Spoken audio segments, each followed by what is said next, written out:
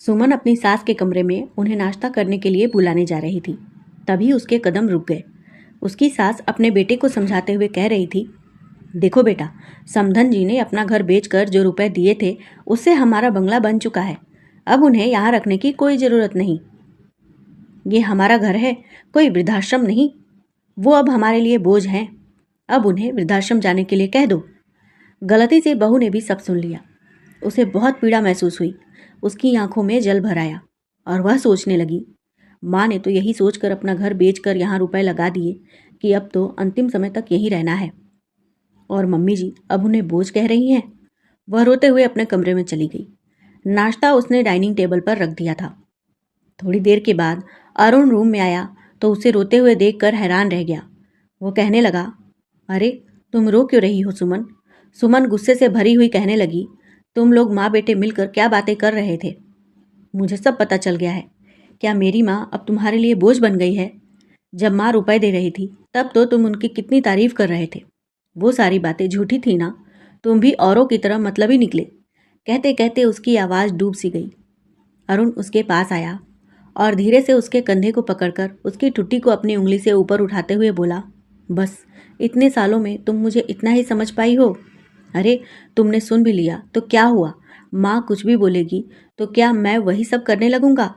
देखो, मैं जितना अपनी माँ से प्यार करता हूँ उतना ही तुम्हारी माँ से भी प्यार करता हूँ। मैं उन दोनों में कोई भेदभाव नहीं करता। मैंने माँ को समझाने की कोशिश की, लेकिन वह मेरी बात सुनने को तैयार नहीं है। वो कह रही हैं कि अगर तुझसे नहीं होता तो मैं ही उन्हें बोल दूंगी। वो इतनी भी ढीठ तो नहीं होंगी कि मेरे बोलने के बाद भी हमारे घर में ही पड़ी रहें। इसलिए मैंने उन्हें सबक सिखाने के लिए एक और उपाय सोचा है। इतना कहकर उसने धीरे धीरे सारी योजना सुमन के कानों में कह दी। तब सुमन का चेहरा खिल उठा और वह पति के सीने से जा लगी। इधर अरुंधति जी ने सोचा कि नाश्ता करने के बाद जाकर समधन को बताती हूँ कि अब वह यहाँ से चली जाए। नाश्ता करने के लिए वह डाइनिंग टेबल पर आई और बहू को आवाज़ लगाते हुए बोली, अरे बहू, जरा नाश्ते की प्लेट तो लगा दो।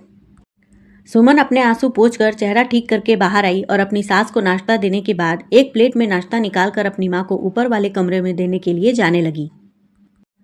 तो अरुंधति जी का चेहरा गुस्से से लाल हो गया। वह कहने लगी, अभी घर वालों ने नाश्ता किया नहीं कि तुम अपनी माँ के लिए प्लेट सजाकर चल दी? सुमन सहज भाव से बोली, मम्मी जी, मैंने आपको नाश्ता करने से मना तो नहीं किया। आप नाश्ता करिए ना, मैं अभी आती हूँ। इतना कहकर वह सीढ़ियाँ चढ़ती हुई ऊपर चली गई। तो अरुंधति जी अरुण से बोली, देख रहा है बेटा, अपनी माँ के लिए बहू मेरा अपमान कर रही है। अरुण मुस्कुराते हुए बोला, इसमें तुम्हारे अपमान की क्या बात है माँ? क्या वो अपनी माँ को नाश्ता नहीं दे सकती? तुम चुपचाप नाश्ता करो ना। थोड़ी देर के बाद अरुंधति जी के फ़ोन की घंटी बजी। उन्होंने फ़ोन रिसीव किया तो उधर से उनकी माँ रोते हुए कहने लगी, बेटी, मैं तो पूरी तरह से बर्बाद हो गई। मेरे बच्चों ने मुझे धोखा दे दिया। अरुंधति जी हैरानी से बोली, आप क्या बोल रही हैं माँ? तो वह कहने लगी, तेरे भैया ने गांव की ज़मीन बिकवाकर मुझसे रुपए लिए और शहर में अपना इतना बढ़िया घर बनवा लिया। वह मुझे शहर में अपने साथ रहने के लिए लेकर आया था, लेकिन अब वह और उसकी बीवी बात बात में मुझे ताने मारते हैं। तेरे भैया ने तो यहाँ तक कह दिया कि माँ कब हमारा पीछा छोड़ेगी। अब हमें माँ की ज़रूरत ही क्या है? अब इन्हें किसी वृद्धाश्रम में छोड़ आना चाहिए। इतना कहकर वह रोने लगी। अरुंधति जी ये सब सुनकर सन्न रह गई। वो कहने लगी, भैया ऐसे कैसे बोल सकते हैं? रुको, मैं अभी घर आती हूँ। इतना कहकर वह गुस्से से तमतमाते हुए उठकर खड़ी हो गई और अरुण से बोली, चल मुझे भैया के घर लेकर चल। अरुण हैरानी से उठ खड़ा हुआ और कहने लगा, माँ लेकिन हुआ क्या है? वह बोली, तू चल तो सही। माँ वहाँ बहुत परेशान है। इतना कहकर वह रूम में गई और अपना पर्स लेकर आई। तब तक बहू भी अपनी माँ को नाश्ता देकर आ चुकी थी। वो कहने लगी, माँ जी आप नाश्ता छोड़कर कहाँ जा रही हैं? तो सास कहने लगी, मुझे थोड़ा ज़रूरी काम है। इतना कहकर उन्होंने अरुण को इशारा किया और बाहर निकल गई। अरुण भी कार की चाबी उठाकर माँ के पीछे पीछे चल पड़ा। सुमन भी चुपचाप डाइनिंग टेबल पर बैठकर नाश्ता करने लगी। उसकी माँ ज़्यादा चल फिर नहीं पाती थी तो वह अपने कमरे में ही रहती थी। उनका सारा काम सुमन खुद ही करती थी। थोड़ी देर के बाद सुमन घर के बाकी कामों में जुट गई थी। उसे अरुण पर पूरा भरोसा था कि वह सब कुछ संभाल लेगा। जब अरुंधति जी अरुण के साथ अपने भैया के घर पहुंची तो आंगन में ही उनकी माँ दामिनी जी बैठकर रो रही थी। अरुंधति जी ने तुरंत ही अपनी भाभी और भैया को आवाज़ लगाते हुए उन्हें भला बुरा कहना शुरू कर दिया। तब उनके भैया बाहर आए और कहने लगे, यहाँ आकर तमाशा करने की ज़रूरत नहीं है। अगर तुम्हें माँ की इतनी ही फिक्र है तो तुम उन्हें अपने साथ लेकर चली जाओ। अरुंधति जी गुस्से में बोली, हाँ तो मैं अपनी माँ को लेकर जाऊंगी और उन्हें अपने पास रखकर उनकी सेवा करूंगी। देखती हूँ मुझे कौन रोकता है। लेकिन मुझे बहुत अफसोस हो रहा है तुम्हारी सोच पर। तुमने माँ को इस उम्र में बोझ समझा। कहते कहते उनकी आवाज़ रुंध गई थी। तभी अरुण बोल पड़ा, माँ तुम भी तो सुमन की माँ को बोझ कह रही थी। तो मामा जी ने नानी को बोझ बोल दिया तो कौन सा गलत बोल दिया। बुढ़ापे में लोग बोझ ही तो हो जाते हैं। कुछ सालों में जब तुम्हारे हाथ पैर काम करना बंद कर देंगे तो तुम भी हमारे लिए एक बोझ ही तो बन जाओगी। यह सुनकर अरुंधति जी चुप रह गई। अरुण कहने लगा, ऐसे बुजुर्गों के लिए तो वृद्धाश्रम ही ठीक होता है।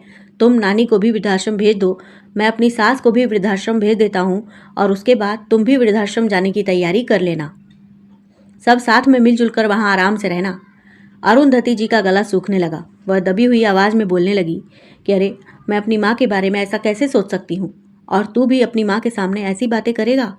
अरुण व्यंग से मुस्कुराते हुए बोला, अरे मैं तो ऐसा इंसान हूँ जो अपनी सास की पीड़ा को समझकर उन्हें भी मान सम्मान दे रहा था, उनका भी ध्यान रख रहा था। लेकिन यह शिक्षा तो तुमने ही मुझे दी है ना माँ। तो फिर जब मैं तुम्हारी बोली ही बोलने लगा तो तुम्हें बुरा क्यों लग रहा है। अरुंधति जी अब खामोश हो गई थी। उनकी आंखों से आंसू बहने लगे। तो दामिनी जी हैरानी से बोली, बेटी तू अपनी बहू की माँ के बारे में ऐसी बातें कर रही थी। अरे जब वह अपना सब कुछ बेचकर तुम लोगों को रुपए दे रही थी तब तो तुमने खुले मन से हाथ बढ़ा दिया, और अब जब उनकी देखभाल करने की बारी आई तो तुम उन्हें घर से निकाल देना चाहती थी। अरुंधति जी का सर अब झुक गया था। वह धीरे से बोली, नहीं माँ, अब मैं ऐसी गलती नहीं करूँगी। उन्हें कोई भी घर से नहीं निकालेगा। तुम भी मेरे साथ चलो, मेरे घर में तुम आराम से रहना। और अरुण अपने कहे हुए की माफ़ी मांगती हूँ मैं तुमसे। अब कोई भी वृद्धाश्रम नहीं जाएगा। इतना कहकर वो माँ का हाथ पकड़कर बाहर की ओर जाने लगी। तभी पीछे से उनके भैया की आवाज़ सुनाई दी, अरे जब तुम अपनी माँ को अपने साथ रख सकती हो तो मैं अपनी माँ को अपने साथ क्यों नहीं रख सकता। तुम्हारी बहू की माँ के पास तो और कोई ऑप्शन नहीं था, लेकिन मेरी माँ के पास बेटा बहू है ना। यह सुनकर अरुंधति जी हैरानी से पीछे पलटी तो वो कहने लगे कि यह सब तो अरुण की प्लानिंग थी। इसने ही फ़ोन करके मुझे यह सब करने के लिए कहा था ताकि तुम्हें तुम्हारी गलती का एहसास हो सके। अरुंधति जी हैरानी से अरुण का चेहरा देखने लगी तो वह हौले से मुस्कुरा उठा और कहने लगा, माँ जब तुम्हें अपनी माँ के लिए इतनी पीड़ा हो रही है तो क्या सुमन को अपनी माँ के लिए पीड़ा नहीं होती होगी। तुमने एक बार भी नहीं सोचा कि उसके दिल पर क्या बीतेगी। इसीलिए तुम्हें समझाने के लिए मुझे जो सही लगा वह मैंने किया। दामिनी जी भी बेटी के कंधे को हौले से छूते हुए बोली, देखो बेटा, बुजुर्ग तो एक दिन सबको होना है, सबको सहारे की जरूरत पड़ती है। अगर तुम किसी की मदद करने योग्य हो तो इसे अपनी खुशनसीबी समझनी चाहिए। अरुंधति जी ने नम आंखों से सहमति में सिर हिलाया तो उनकी भाभी बोल पड़ी, अब आप लोग भीतर चलिए, मैंने सबके लिए गर्मा गर्म पूरी सब्जी बनाई है। अरुंधति जी हौले से मुस्कुरा उठी और वह हल्के मन से घर के भीतर नाश्ता करने के लिए चल पड़ी। उन्होंने अपने कान पकड़ लिए थे कि आज के बाद से वह बहू की माँ के लिए कुछ भी अनाप शनाप नहीं सोचेंगी। उधर अरुण भी फ़ोन पर सुमन को बताने लगा कि उसने समस्या को सुलझा लिया है तो सुमन भी खुश हो गई। दोस्तों, बुजुर्ग हमारे जीवन की जड़ें होते हैं, उन्हें बोझ नहीं आशीर्वाद समझना चाहिए।